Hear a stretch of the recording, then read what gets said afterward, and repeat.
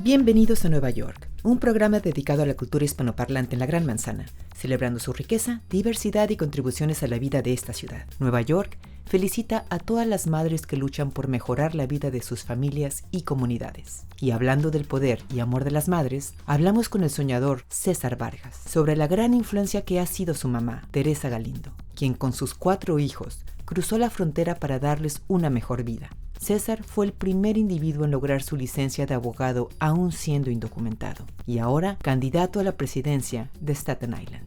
En Brooklyn, la colombiana Trilce Ortiz Rodriguez nos comparte los motivos que la llevaron a crear Ella y su Sexo y después Just Trilce, plataformas donde podemos encontrar desde una tienda de placer sexual específica para mujeres hasta talleres y un blog de empoderamiento femenino. Luego entrevistamos al reconocido cantante de ópera español, Juan Pons. El barítono nos da un recorrido por su carrera de más de 25 temporadas en el Metropolitan Opera House de Nueva York. Y ahora vamos con Nueva York. Para mí la hora más oscura que yo he enfrentado y la experiencia que de verdad me vi que fui rechazado de mi comunidad fue el momento que me dijeron que no iba a poder ir a la universidad por no tener documentos. Los sentimientos eran miedo porque no sabía qué iba a pasar, no sabía si iba a poder ir a la escuela. Era coraje también, sabiendo que, y era un coraje que a veces no era justo, para darle culpa a nuestros padres por traerme aquí en los Estados Unidos sabiendo que no iba a tener documentos. Pero para mí definitivamente siempre mi mamá fue la persona que me ha dado esa fuerza para seguir adelante. Y en ese día me acuerdo que me dijo, cuando una puerta se cierra, otra puerta se abre. El último día que salimos de México tenemos una foto donde yo estoy en la iglesia. Estoy yo en medio, mi hermanito a mi lado, mis 2 hermanas al lado con su uniforme de la escuela y mi mamá a nuestro lado con un vestido azul. En ese momento ella se veía como una torre de fuerza, una torre que iba a luchar para nosotros. Y para mí, cruzando la frontera, lo que sí me acuerdo de esa experiencia es que siempre me estaba agarrando la mano. En esos momentos oscuros, siempre ella ha sido esa luz que me ha guiado, que me ha dado esa fuerza para seguir luchando, para tumbar esas paredes, para ser el primer abogado indocumentado del estado de Nueva York, para ingresar a las Fuerzas Armadas y para seguir luchando para que ella también un día podría tener su residencia, su ciudadanía y tener esa protección legal para que no tenga ese miedo de ser deportada. Un momento importante fue el momento cuando estaba aplicando para la barra de abogados. Llegué a un punto donde había la oportunidad de solamente no escribir nada en la aplicación que no tenía documentos y enviar mi aplicación, que a lo mejor la iban a aprobar. Ya como se habían aprobado muchas solicitudes de muchos abogados que no tenían documentos en diferentes partes del país. Pero también pensé que no se trataba de Cesar Vargas, se trataba de asegurar que no solamente yo pudiera ser un abogado, sino que también otras personas que estaban detrás de mí, los dreamers que también querían ser maestros, enfermeros o otras profesiones. Y para mí decidí escribir no papeles, no documentos, para que la ciudad de Nueva York, para que el Estado directamente enfrentara ese tema. El término de Dreamer siempre va a ser parte de mi identidad. Desde el 2001, cuando la legislación primero se presentó, fue una identidad que la aceptamos. Pero para mí lo que importa, no importa cómo me llamen, sino para mí lo que importa es asegurar que las personas directamente impactadas tengan la voz, que controlen su destino y su futuro. Ya como cuando yo era Dreamer, yo quería contar mi propia historia. Yo quería decir que no tenía miedo, que era indocumentado y que íbamos a seguir luchando, que nadie hablara por mí. Y lo que importa es asegurar que las personas impactadas, particularmente los dreamers de ahora, las personas que no tengan documentos, los jóvenes, los niños que apenas están viniendo al país, que ellos tengan una voz para que podamos ejercer políticas que de verdad van a protegerlos y que les van a dar la oportunidad de ir a la universidad, que puedan ir a CUNY para que puedan seguir esos sueños.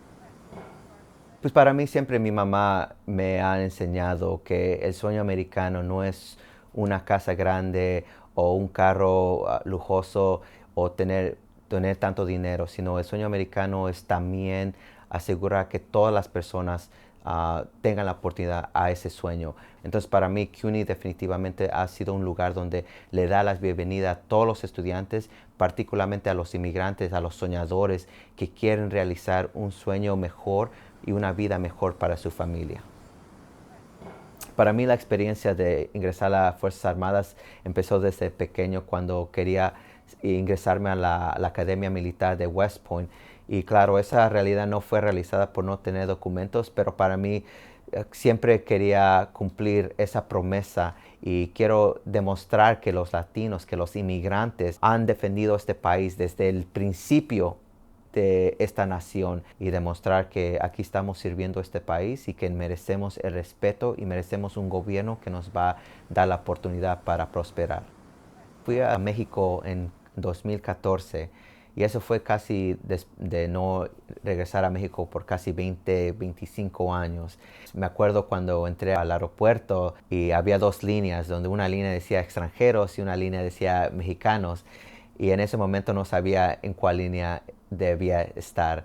Estaba como pensando que debo entrar en la línea de extranjeros, pero tenía un pasaporte mexicano, ¿verdad? Entonces, ese fue un conflicto de identidad que para mí enfrenté en ese momento. Me siento 100% americano, pero también soy 100% mexicano. Y esa experiencia me enseñó que no olvidar de dónde venimos, no olvidar nuestras raíces, nuestra cultura, nuestra comida, y asegurar que trabajemos para construir esos puentes donde todas nuestras naciones podemos trabajar juntos para crear un mundo mejor, ¿verdad? Es lo que queremos, una vida mejor.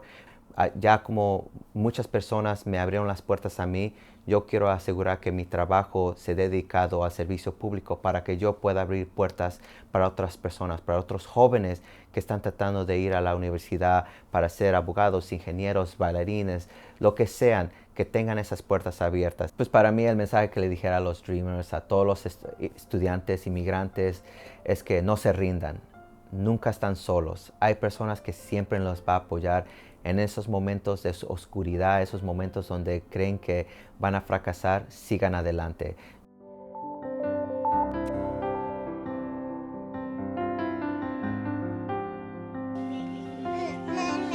En inglés. Ay, perdón, cierto. I'm sorry.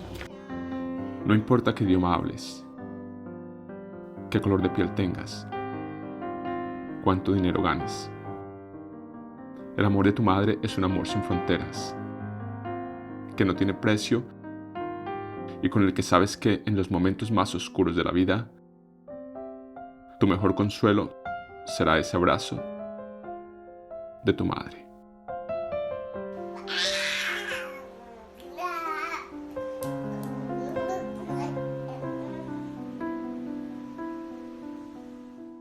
Siempre he dicho que en el caso de las mujeres concretamente, la sexualidad y el placer es poder, ¿sí?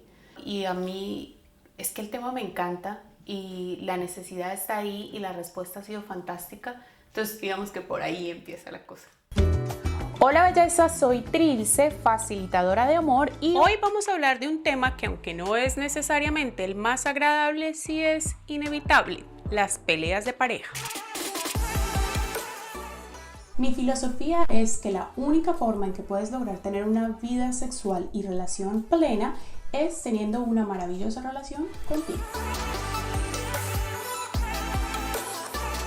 Entonces, de alguna forma, Jazz Trilce sí es como un espacio mucho más personal. Todo lo que yo soy de escritora, de comunicadora social, de coach de sexualidad y de empoderamiento, todo está ahí botado en Jazz Trilce. Ella y su sexo. Una tienda de placer sexual feminista. Ese es el enfoque, la venta de productos de placer sexual enfocados en la mujer.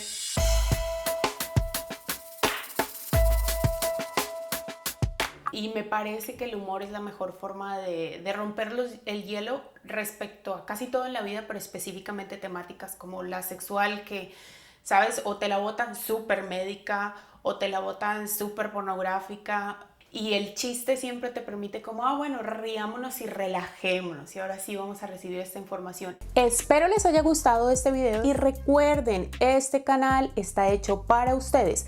Así que escríbanme en los comentarios y déjenme saber qué temas les gustaría que tratara en mis próximos videos.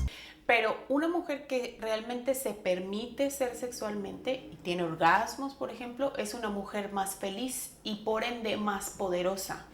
Históricamente, la religión, la política y de ahí todos los entornos sociales femeninos tradicionales nos han llevado a hacernos sentir culpables por tener placer, y mi teoría realmente es que lo que no quiere es que existan mujeres poderosas, porque si tú tienes mujeres silenciadas, sumisas, aburridas, tristes, con depresión, con dolor de cabeza, con mal genio, con tal, súper alejadas de quienes ellas son en su placer, pues son mujeres que no van a alborotarse mucho y van a estar en su casa tranquila. La mujer despierta sexualmente es otra cosa, es una mujer que es empoderada, que sabe lo que quiere, que va a exigir, que va a pelear, que va a pedir, y pues vivimos en una sociedad tradicionalmente machista, ¿no? A la que no le conviene a las mujeres ni felices, ni empoderadas, ni poderosas de ninguna manera.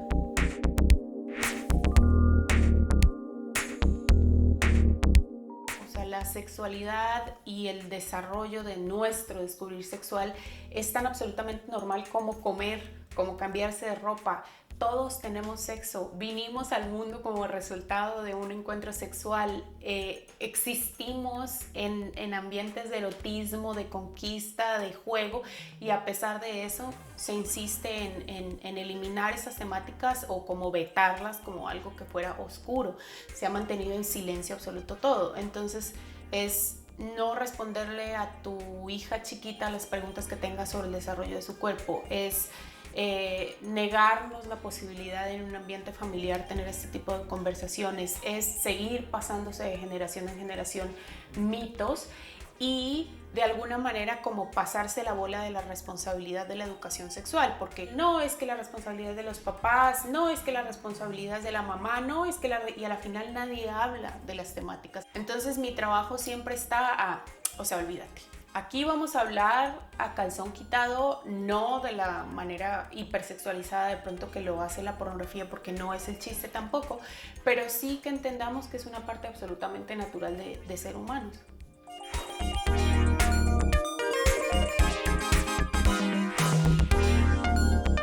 ¿No? Porque también yo siento que a veces cuando estamos como en esos procesos de derrocar o de cambiar sistemas, a veces atropellamos y pasamos muy por encima de los sistemas que existen. Y cuando estamos hablando de sistemas familiares concretamente, yo siempre les digo a las chicas, para mí los manejos siempre deben ser desde el amor.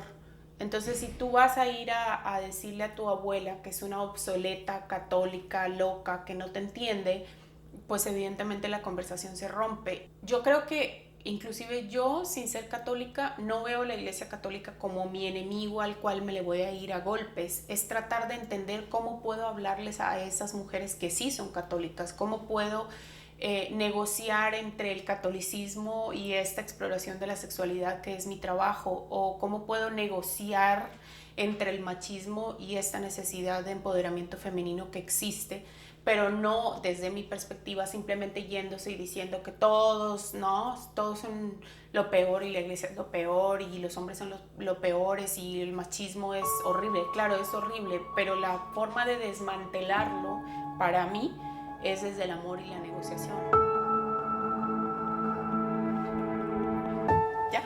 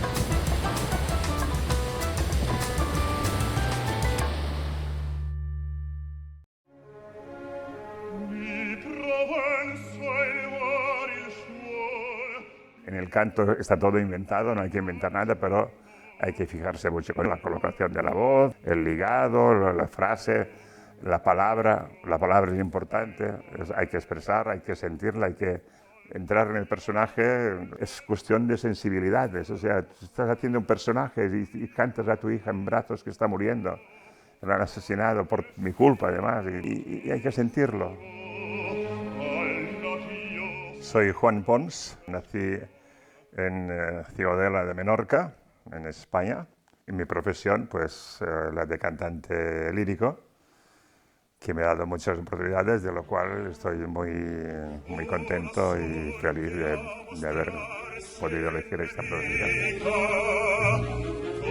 De pequeño ya tenía afición, cantaba en la escolanía del Colegio Salesiano, donde estudié, luego en la capilla de Vídica, que es la coral de mi pueblo, y después ya pues hicimos un concierto en Barcelona con la capilla de Vídica, y allí me escuchó, yo era solista, y me escuchó un señor que me animó para que hiciera audición. Me animaron para que me desplazara a Barcelona a estudiar, entrara en el conservatorio y en el teatro del liceo. Y ya en el 80 ya debuté en la Scala de Milán, en el 78 ya empecé a hacer desplazamientos en Bogotá, en México.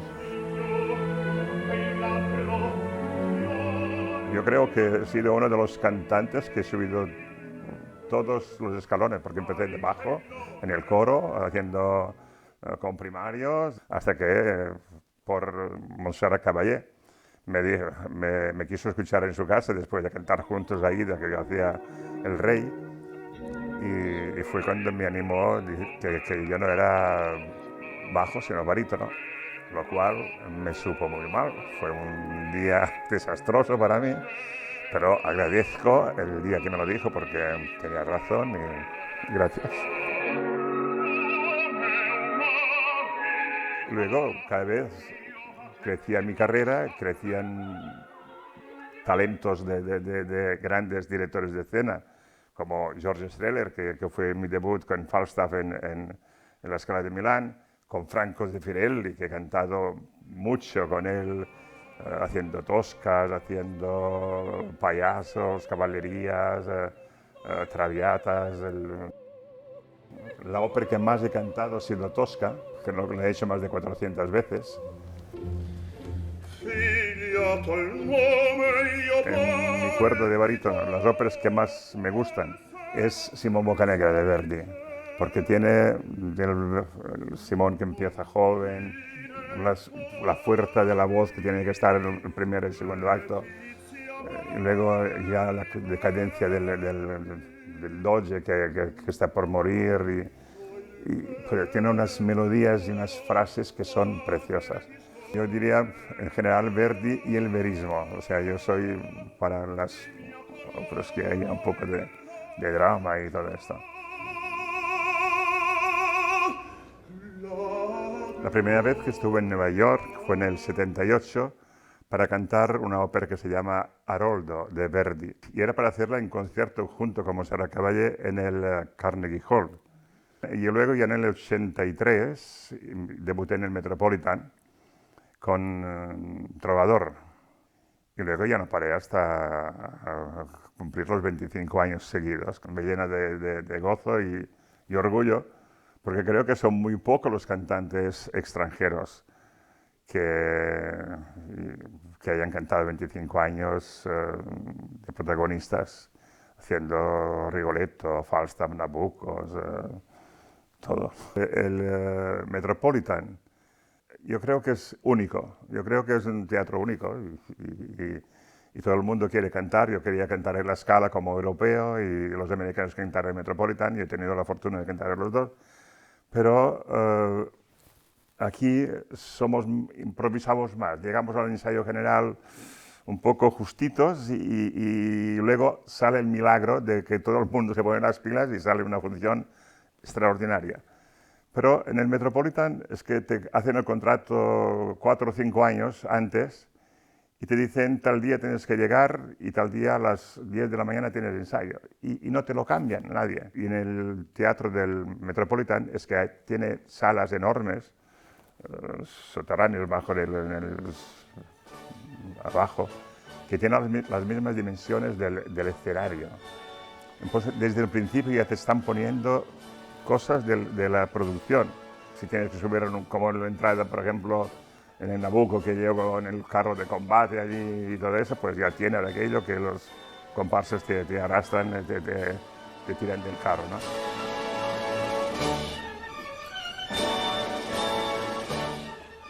De Nueva York podría decir también que tuve la gran satisfacción también de poder cantar muchas veces con Luciano Pavarotti, que lo admiraba tanto. Hicimos una amistad, me invitaba a comer a su casa cuando lo fui a verlo un mes antes de su muerte en Pesaro, que me hizo que fuera a la cocina y los que fuimos a verlo que le cocinara una tortilla de patata. O sea, fue una amistad muy fuerte, muy buena. Para mí cantar con él y cantar con los grandes ha sido lo que más me ha gustado de esta vida.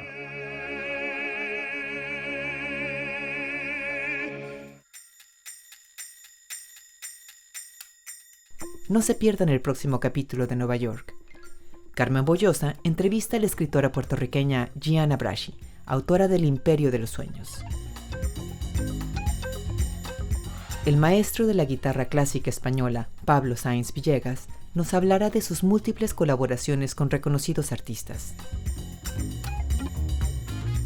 En Queens, visitaremos la cooperativa Mirror Trans Beauty, en donde sus fundadoras buscan empoderar a la comunidad trans latina con talleres de maquillaje y peinado. Estamos en contacto. Cada uno de los pueblos de habla hispana en el mundo entero están representados en Nueva York. Contáctanos. www.tv.cuny.edu/Nueva York.